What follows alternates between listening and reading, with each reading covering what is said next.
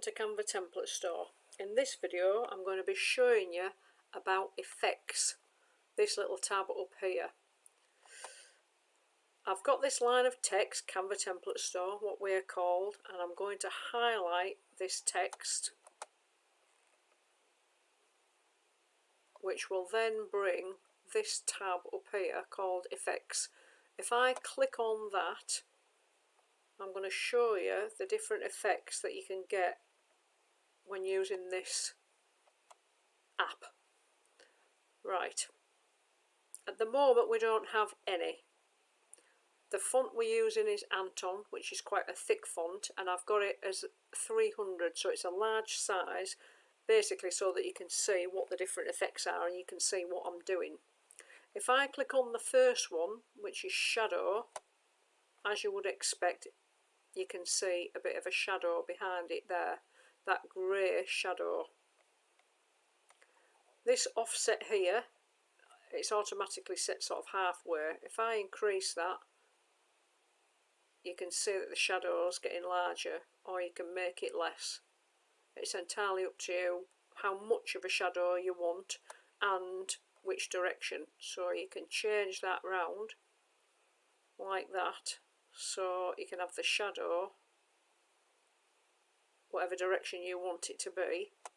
Transparency at the moment, because the text is black, that's grey, because it's transparent of the black colour. If I change that up to 100, you're not really going to see that because it just takes it back to black. So if I make it more transparent back down to 40, then it's lightened it really, it's gone down to grey.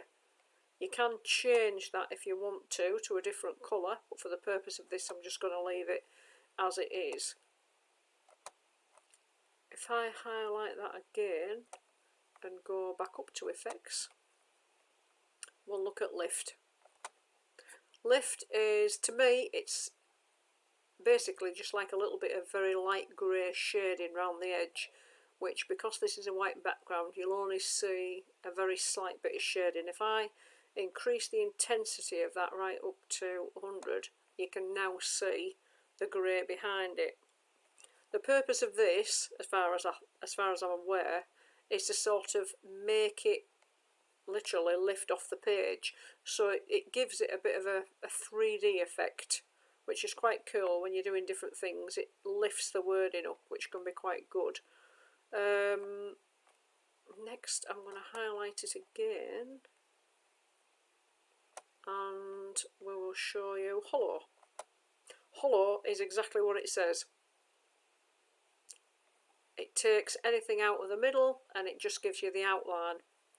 The thickness is how thick you want the line, so if you take that up there it'll give you a really thick line, or you can take it back down and have quite a thin, delicate line. It's entirely up to you, and obviously you can change the colour of the text as well, so you get a different coloured outline, which all you need to do with that when you're changing the colour of your text is go to your colour bar up there, click on that for the text colour, see the colour palette, you can change that to any colour you want, or if you click on that plus sign there, you can put your own custom colour in. If you've got branding colours or anything like that, that's a handy thing to have. I'm going to highlight that again. We'll go back to effects and look at splice.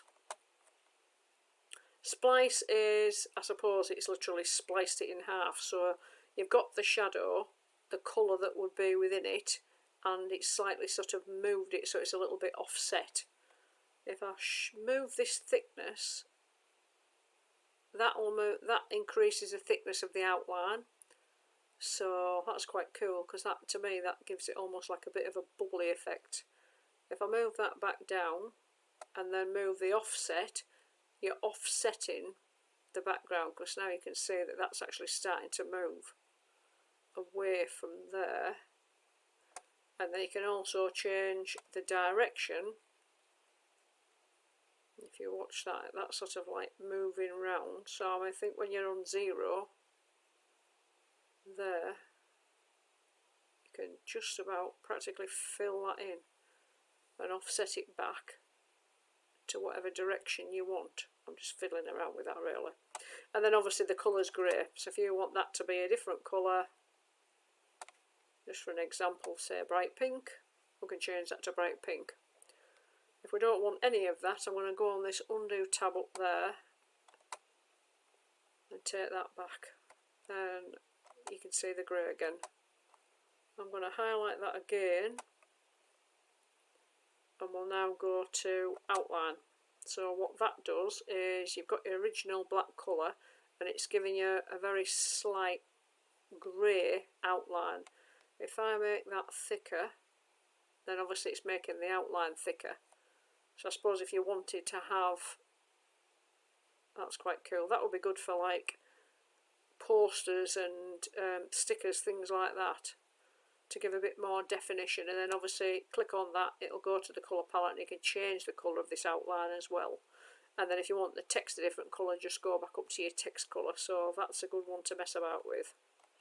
If we now go on to echo, the echo to me is very similar to your shadow, except if I accentuate this a bit more so you can see it, you can see there, instead of where you get shadow where you just get one, on echo you get two. So you get your original black text, then you get a grey one, then you get a lighter one. So it is literally like echoing again and again and again. The main colour is black. If you want to change that, you can change it, and then you'll get, obviously if you're changing your black text, you'll get an echo of that, which grey to light grey, it'll just lighten as it goes, the echo of the original colour of whatever you decide to use. Glitch, can't say that unless I do that really. You get these two options here, which is just putting a very slight bit of colour in different places. If you can see what I mean, if I make this more obvious, take that right up there. With that one you can see you've got a bit of like an aqua edge there, and then a bit of pink there, and an aqua edge. With that as well you can change the direction to go up and down, change it round, and if you don't want aqua and pink, you can have aqua and red. And change the direction and then go back round with that one. And neon, literally, it's the wrong colour to show you neon. I'll change the colour because I'll do what they've done, and I'll do it in a pink because I love this one. This is really cool. The intensity is just how vivid it all stands out. But I'm going to initially, I'm going to change this to pink. So I'm going to go on the text colour up there, and I'm going to change it to that bright pink, so it's a bright colour so it stands out. And then you can see it is literally like a neon colour.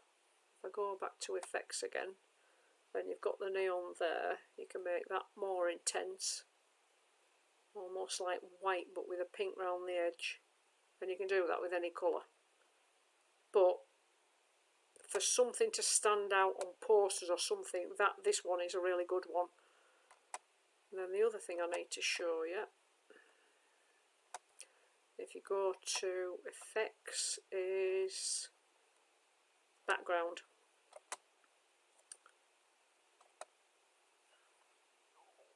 It's not got the right colour in there. That's a bad example. It's got a very pale colour there, so I think what I'll do, I'll change this to black. And there's a very pale background there. If I go back to effects, change the background colour down there to something that's going to stand out more. So if I do that to say a brighter pink, you can see it's giving a background. The best way of doing this, I'm just going to knock off that word there, and that has given you a background on that row. It's got curved edges there. This is good actually if you're making buttons and things like that, because it'll automatically curve the edging so that can look like a button straight away. But for the purpose of this, what I want to do is show you that on here, if you don't want the edges to be round, you can take them back down and make it square, or you can just have a little bit, or you can have it really round and really bring it in to be curved. It's entirely up to you. So I'm going to just take that back down to square for now. The spread is how far, so if you take that up, it extends it out, so it gives you a bigger box, or you can take it down so it's thinner and it's nearer to the text. You can also have transparency, so if you don't want it to be quite as bright, you can change it to be slightly transparent if that's what you want to do, and obviously that's your colour, so you can change the colour of the background if you want to. Right, if I go back up and untick all of those, then another thing I'm just going to show you, I'm actually just going to change this from a bold font now, and I'm going to take it back down to a normal font. I'm just going to reduce that so it takes the size back down, you can see, to a slightly smaller one, so I can give you a better idea of.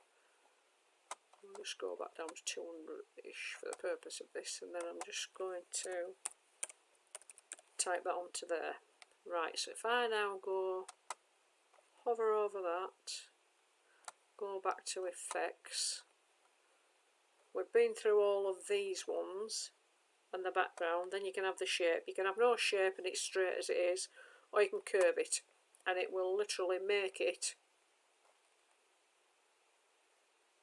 into a circle. Whether you stay with that entire circle or you can reduce it to make it smaller.